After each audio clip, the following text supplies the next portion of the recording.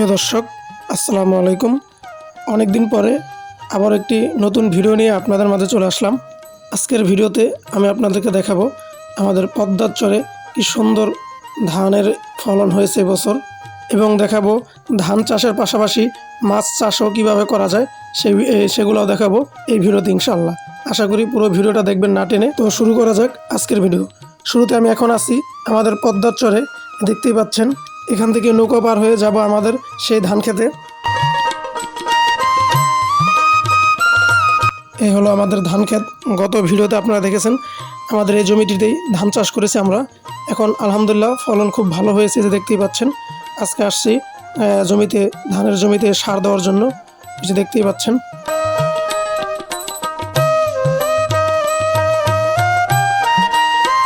এই যে দেখতেই পাচ্ছেন, এগুলো হলো বোরো ধান।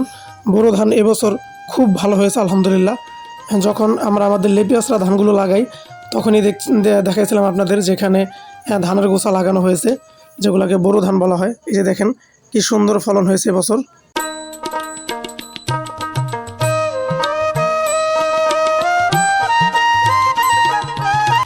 ধানের এক একটা গোছানি কি সুন্দর দেখতেই পাচ্ছেন, মাশাআল্লাহ কত মোটা হয়েছে। আলহামদুলিল্লাহ এই জমিতে আল্লাহর রহমতে খুব ভালো ধান হবে আশা করা যায়।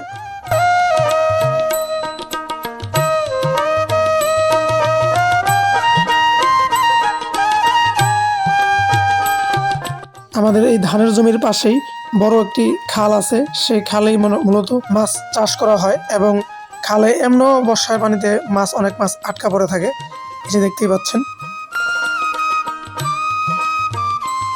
মূলত বোরো ধান এই খালের পাশ দিয়েই হয়, মানে খালের যে কিনারগুলো আছে সেই পান্নাতেই বোরো ধান লাগানো হয়, এই যে দেখতেই পাচ্ছেন, যাতে পানি পায় ধানগুলোতে।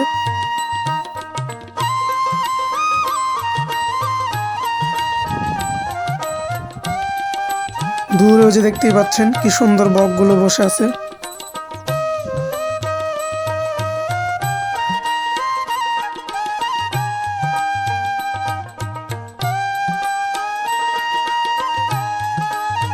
চোখ জুড়ানো এই দৃশ্য দেখে যে কেউ মুগ্ধ হবেন। আসলে প্রকৃতির দিকে তাকালেই বোঝা যায় মহান আল্লাহ তাআলার সৃষ্টি কতই না সুন্দর।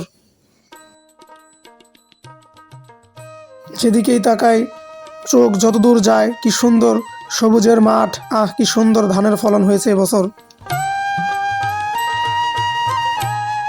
আমি এখন দাঁড়িয়ে আছি আমাদের বোরো ধান খেতে, দেখতেই পাচ্ছেন।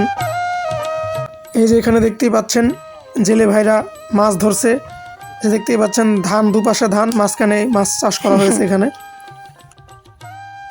পানি ঠান্ডা না? আর জাকি জাল লইছেন? জাকি জাল লইছেন? জাকি জাল লইছেন? প্রিয় দর্শক, যদি ভিডিওটি ভালো লাগে তাহলে অবশ্যই একটি লাইক দিবেন, এবং পরবর্তী ভিডিওর জন্য আমার চ্যানেলটি সাবস্ক্রাইব করে রাখতে পারেন। কি মাছ ওঠে ভাই? পুরা গাড়ি না বড় বড় উঠি? বড় শোল মল উঠে না? শোল মল উঠলে ভালো হইতো। দু একটা পাইলে তো মনে করেন আপনাকে ভালো হইতো। এই যে দেখতেই পাচ্ছেন, তারা জাল নিয়ে আসছে মাছ ধরার জন্য।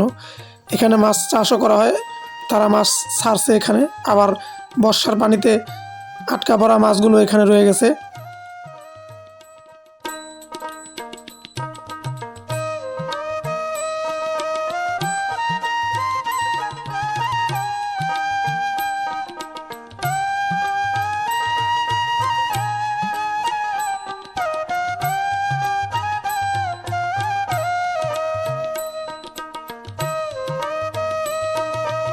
এই জালগুলো দিয়ে মূলত একদম ছোট মাছও ধরে ফেলানো যায়, দেখতেই পাচ্ছেন। এই যে জালগুলো তিনি ফেলছে পানিতে, এখন আবার উঠাইব।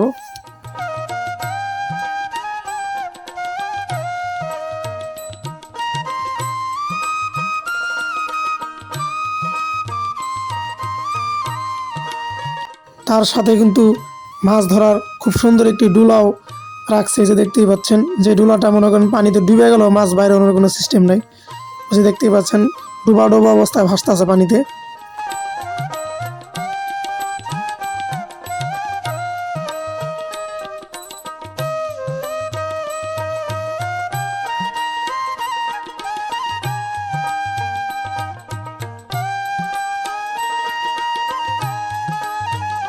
আমি প্রায় অনেকক্ষণ ধরে দাঁড়িয়ে দাঁড়িয়ে তাদের মাছ ধরা দেখলাম এবং উপভোগ করলাম চারিপাশের পরিবেশ, মনোমুগ্ধকর পরিবেশ।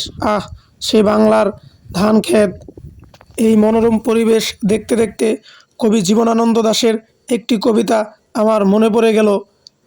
কবি জীবনানন্দ দাশের সেই কবিতাটা ছিল এরকম: আবার আসিব ফিরে ধান সিঁড়িটির তীরে, এই বাংলায় হয়তো মানুষ নয়, হয়তো বা সঙ্গ চিল শালিকের বেশে, হয়তো ভোরের কাক হয়ে এই কার্তিক নবান্নের দেশে, কুয়াশার বুকে ভেসে একদিন আসিব ফিরে এই কাঁঠাল ছায়ায়, হয়তো বা হাঁস হব কিশোরীর ঘুড়ি রহিবে লাল পায়ে, সারাদিন কেটে যাবে কলমির গন্ধ ভরা জলে ভেসে ভেসে, আবার আসিব আমি বাংলার নদী মাঠ ক্ষেত ভালোবেসে।